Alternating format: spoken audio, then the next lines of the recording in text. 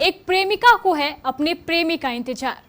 प्रेमिका की माने तो प्रेमी ने शादी का वादा कर उसके साथ लिविंग रिलेशनशिप में कई दिन बिताए, लेकिन अब वह उससे शादी करने से इनकार कर रहा है।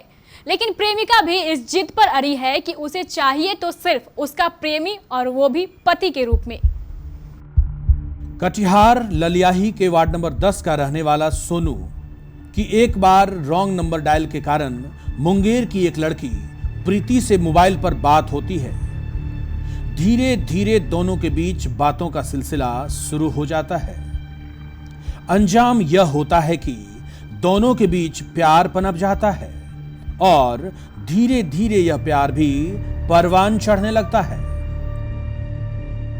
हमने रॉन्ग नंबर से बात किए थे, रॉन्ग नंबर से बात की, फिर हम दोनों में एक लगाव हो गए।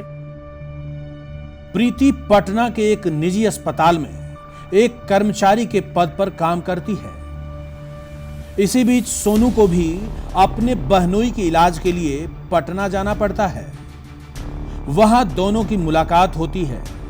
धीरे धीरे ये मुलाकातें बढ़ती जाती है और दोनों आपस में शादी करने का निर्णय लेते हैं। प्रेमिका प्रीति की माने तो सोनू उसे शादी का वचन देकर उसे अपने साथ कटिहार अपने घर ले आया।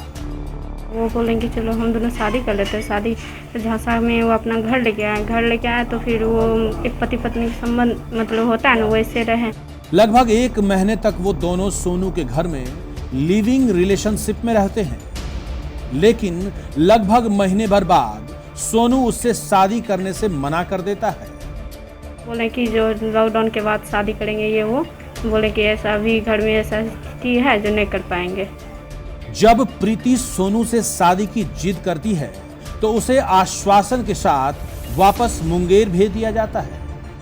वार्ड कमिश्नर हमको पहुंचाए अपना घर मुंगेर, रमेश यादव। तो मतलब मुंगेर लेके गए, बरियारपुर काली स्थान में हमको छोड़ के चल गए। तो फिर आए, मतलब गए तो घर में, तो फिर लॉकडाउन में हमको स्कूल में रखे। लेकिन कुछ दिनों बाद प्रीति फिर कटिहार आ धमकती है और सोनू को शादी करने के लिए कहती है। 1 तारीख को आए तो 5 दिन यहाँ पे भी रहे कटिहार उसके घर में। तो वहाँ पे रहे ना, तो सोनू को बुलाए, सोनू को बुलाइए, नहीं बुलाइए तो हम यहाँ पे कुछ कर लेंगे। इस दौरान प्रीति ने सोनू के परिजनों को कहा कि अगर सोनू अपने वादे के मुताबिक उससे शादी नहीं करेगा तो वो थाने में मुकदमा दायर करेगी। हम केस करेंगे। तो केस में फिर करने के लिए तैयार हुए तो वो बोले कि नहीं करो, जो हम मेरा कैरियर ख़राब हो जाएगा ये वो। तो फिर बोले कि ठीक है, आपका कैरियर पे मरते हैं, मेरा इज्जत का कोई अच्छी रिस्पॉन्स नहीं है, कोई वैल्यू नहीं है क्या। फिर स्थानीय निगम पार्षद एवं अन्य बुद्धिजीवियों की सहायता से प्रीति को कुछ पैसे देकर वापस पटना भेज दिया जाता है।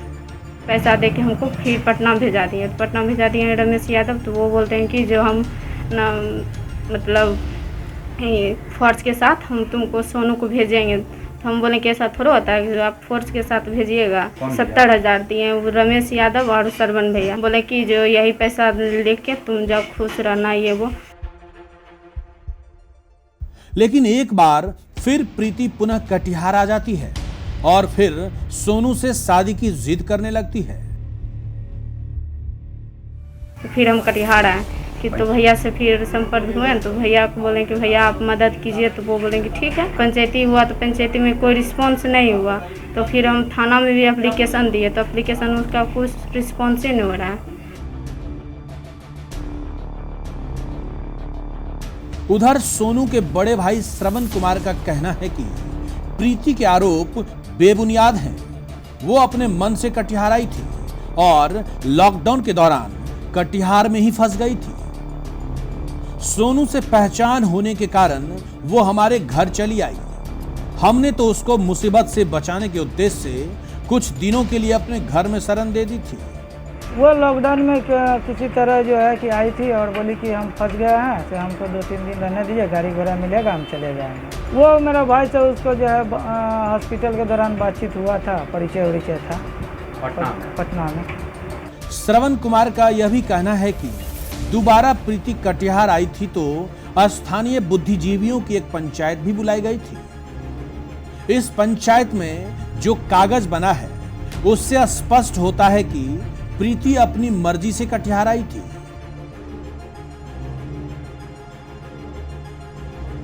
अब मामला तो प्रेमी प्रेमिका के बीच खींचातानी को लेकर है।